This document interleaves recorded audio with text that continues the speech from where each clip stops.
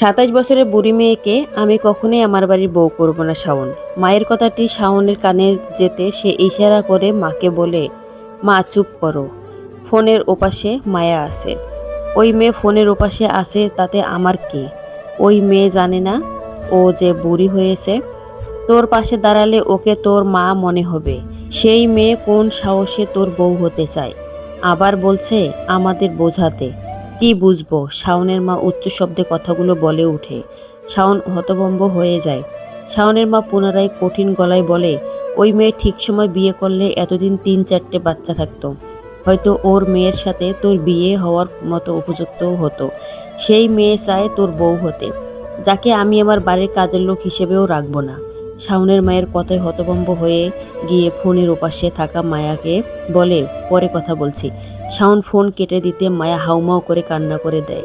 তাদের ৯ বছরের ভালোবাসার সম্পর্ক আজ যখন শাওন প্রতিষ্ঠিত হলো, তখন তার বাবা মা মায়াকে বউ হিসেবে মানতে রাজি নয়। কেন? তার বয়স বেশি, অথচ সেই ২০ বছর বয়স থেকে তার জন্য ভালো ভালো পাত্র নিয়ে আসি ঘটক। বাবা মা তার বিয়ে দেওয়ার জন্য উঠে পড়ে লাগে, তখন নানা বাহানা মায়া সবগুলো পাত্র রিজেক্ট করে, যার জন্য সে এত কিছু করলো। আজ তার পরিবার বলছে তার বয়স বেশি, তাদের ছেলের সাথে তার যায় না। শাওনের মায়ের কথায় মায়া যতটা কষ্ট পেয়েছে, তার চেয়ে বেশি কষ্ট পেয়েছে শাওন কোনো প্রতিবাদ না করায়। বাসায় যখন মায়ার বিয়ের তোড়জোড় শুরু হয়, তখন মায়া এই শাওনকে ফোন দিয়ে বলেছিল, শাওন কিছু করো, আমার বাবা মা আমার বিয়ে দিতে চাচ্ছে, কিন্তু আমি তোমাকে ছাড়া কাউকে বিয়ে করব না।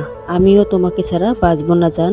তুমি প্লিজ ৫টা বছর অপেক্ষা করো, আমি পড়ালেখা শেষ করে প্রতিষ্ঠিত হই, তারপর আমরা বিয়ে করব।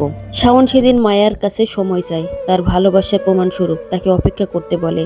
আজ সেই মানুষটি পরিবারের কাছে সে বুড়ি, তাদের সরকারি চাকরিজীবী ছেলের পাশে তাদের যুবতী বৌমা চাই।